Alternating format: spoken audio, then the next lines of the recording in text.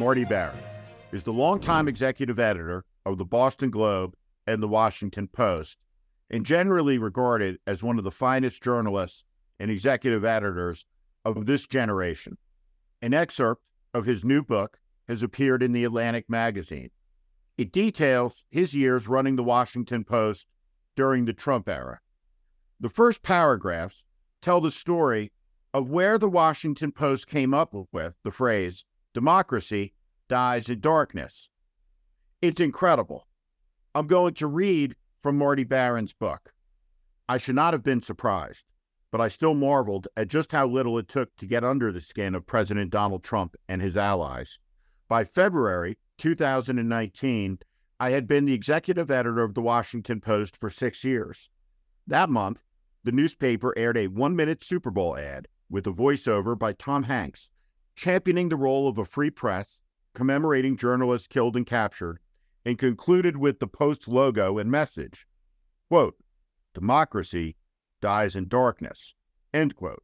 The ad highlighted the strong and often courageous work done by journalists at the Post and elsewhere, including by Fox News' Bret Baier, because we were striving to signal that this wasn't just about us and wasn't a political statement. Please, stop. Bret Baier has never done anything journalistically courageous. In fact, he is one of the great cowards that has ever sat in an anchor chair. Bret Baier was afraid of his audience, terrified, just like Josh Hawley was terrified as he ran for his life from the insurrectionists he incited, just like Ted Cruz was afraid for his life, hiding in a closet from the insurrectionists he incited.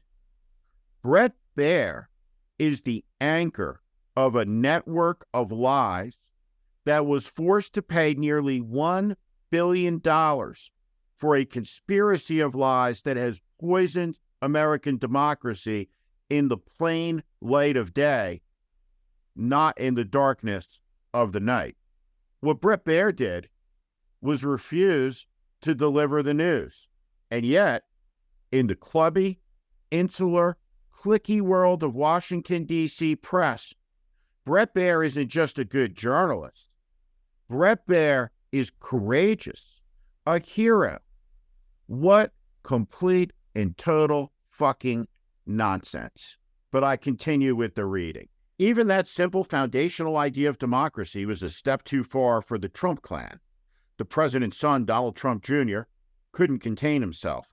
You know how mainstream media journalists could avoid having to spend millions on hashtag Super Bowl commercial to gain some undeserved credibility, end quote. He tweeted with typical two-bit belligerence. Quote, "How about report the news and not their leftist BS for a change," end quote.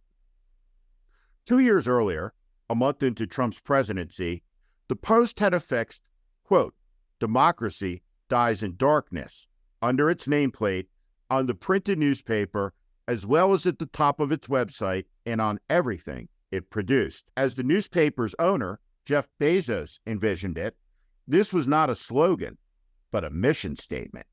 And it was not about Trump, although his allies took it to be. Here's the thing. Democracy doesn't die in darkness. It dies in the plain light of day. It dies in plain sight. It dies because of lassitude, because of apathy, because of corruption. It dies when a former president of the United States, on the very same day, threatens to execute a 4-star general, the chairman of the Joint Chiefs of Staff, with no outrage from members of his party. It dies when a former president of the United States leading in his party for the nomination by 50 points decrees that he's coming after the free press. He's coming to get the journalists. He's coming to take away the airwaves. He's coming to lock them up. Donald Trump isn't keeping secrets. Donald Trump and his MAGA fanatics are telling us every day, all day long, from morning to night that they intend to burn down the American Republic. They intend to take away freedom of speech, freedom of press, freedom of worship. They keep saying it, and they mean it. We stand in this country at the edge of an abyss of our own making. We have put our country into tremendous danger, and we have risked the futures of our children and grandchildren because of the recklessness that we all share in. The United States of America is facing a profound crisis. And in the end, the Democratic Party will be unable to hold back the Trump tide. Understand this.